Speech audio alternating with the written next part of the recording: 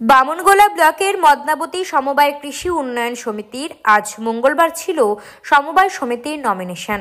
কড়া নিরাপত্তার মধ্য দিয়ে নমিনেশন জমা পড়ে।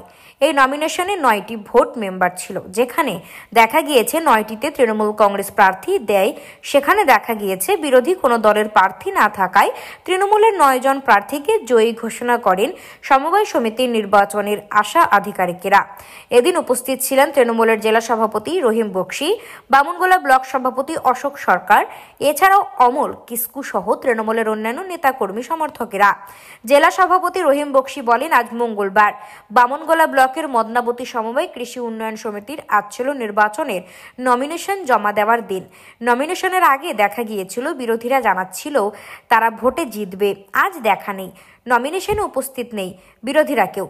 বিরোধী শূন্য হিসেবে তৃণমূলের 9 জন প্রার্থী জয়ী হয়েছে। তৃণমূল সরকার তথা মমতা ব্যানার্জি সরকার মানুষের পাশে থাকেন, মানুষের হয়ে কাজ করেন, তাই বিরোধী শূন্য হয়ে আজ নমিনেশনের দিন বিরোধী শূন্য হয়ে তৃণমূল জয়ী হয়েছে। মালদা থেকে পরিমল মণ্ডলের রিপোর্ট, উত্তরবঙ্গ টুডে 24। আনন্দ সংবাদ, সুশিক্ষার শুভ সংবাদ জানাচ্ছে প্রসাদগঞ্জ বিদ্যানিকেতন, যেখানে central model academy English medium স্কুলে 2025-26 শিক্ষাবর্ষের নার্সারি থেকে 5ম শ্রেণী পর্যন্ত ভর্তি চলিতেছে।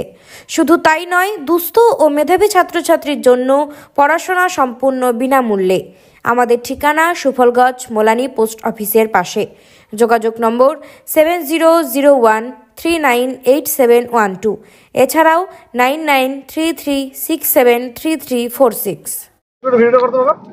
আজকে আমাদের বামনগোলা ব্লকের মদনাবতী সমবায় সমিতির নির্বাচনের নমিনেশন ছিল আজকে।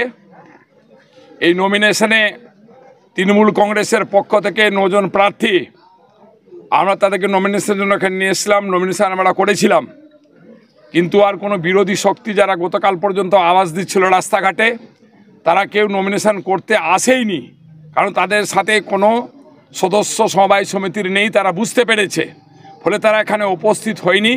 বিনা প্রতিদ্বন্দ্বিতায় সমস্ত সদস্যদের সহযোগিতায় পার্টির নেতৃত্ব, এখানে ব্লক সভাপতি আছেন অশোক সরকার মহাশয়, মদনাবতী আমাদের এই অঞ্চলের অঞ্চল সভাপতি আছেন, নেতৃত্বরা আছে আমাদের সর্বস্তরের, ছাত্র যুব সবাই মিলে আছে, এখানে উপস্থিত ছিল। বিনা প্রতিদ্বন্দ্বিতায় সমবায় সমিতিতে 9টি আসনের মধ্যে 9টি আসনই তৃণমূল কংগ্রেস সেখানে জিতেছে। এই জয়ের ধারা অব্যাহত আছে বেশ কয়েকদিন ধরে। আমাদের এখানে সমবায় সমিতির নির্বাচন চলছে।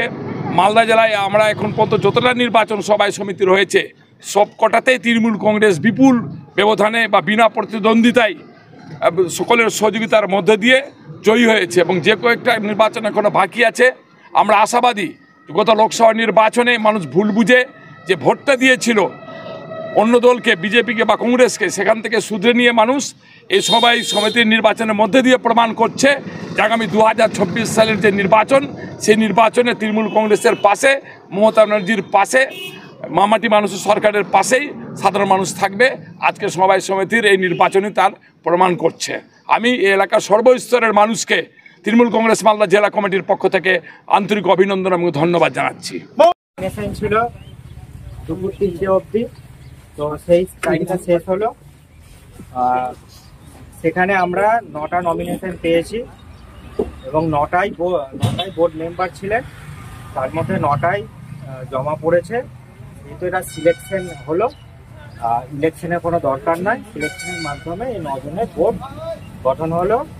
এরপরে অফিসিয়াল ইলেকশন হবে, সেখান থেকে সভাপতি এবং সেক্রেটারিকে মনোনয়ন করা হবে, ওখান থেকে বাছা হবে। সেটা পরবর্তীকালের ঘটনা। আজকে নমিনেশন এখন পর্যন্ত শেষ এবং 9 জনের যে নাম উঠে এসেছে সেটা ম্যানেজার বাবু 9 জনের নামটা পড়ে শোনাবেন। রিতন পুজোর এসটি,